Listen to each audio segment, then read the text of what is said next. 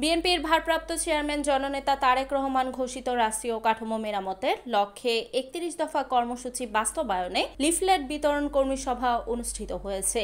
এ সময় তারেক রহমানের ৩১ দফার রাষ্ট্রীয় কাঠামো মেরামতের লক্ষ্যে মানুষের মাঝে লিফলেট বিতরণ করা হয়।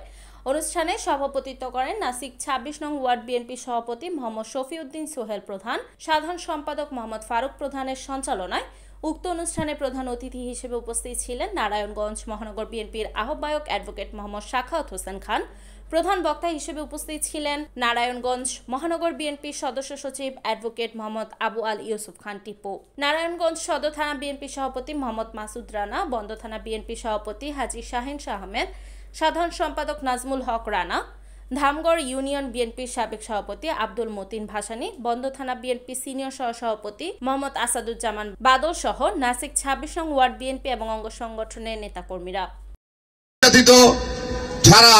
যারা বিএনপি করেনি ৩ দিন হয়েছে বিএনপির বয়স, এখন যদি বলে আমরা বিএনপির নমিনেশন পাবো, এত বিএনপির একটা লজ্জাজনক ব্যাপার।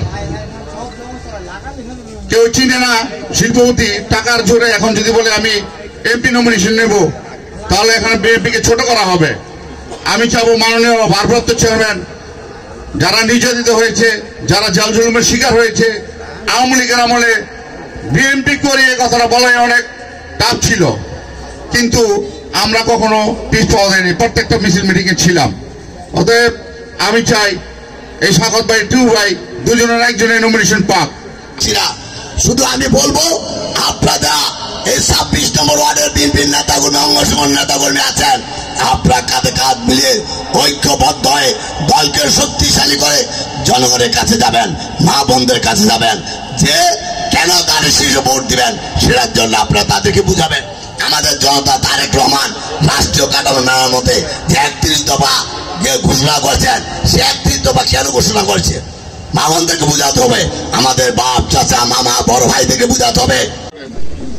আমাদের দল থেকে যাকে নমিনেশন দিবে, আমরা সবাই মিলে সেই প্রার্থীকে ধানের শীষ মার্কাকে বিজয়ী করার জন্য আমরা সবাই ঐক্যবদ্ধভাবে আমাদের সর্বশক্তি নিয়োগ করব।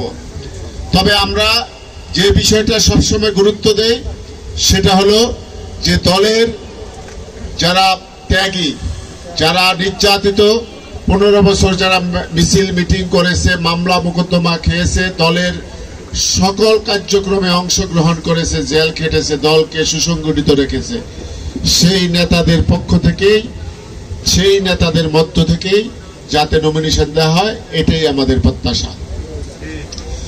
আজকে আরেকটি কর্মসূচি এলাকার জনগণের মধ্যে আমরা ৩১ দফা কর্মসূচি, ৩১ দফা হলো রাষ্ট্র কাঠামো মেরামতের ৩১ দফা, সেই ৩১ দফা আমরা জনগণকে বিলি করব।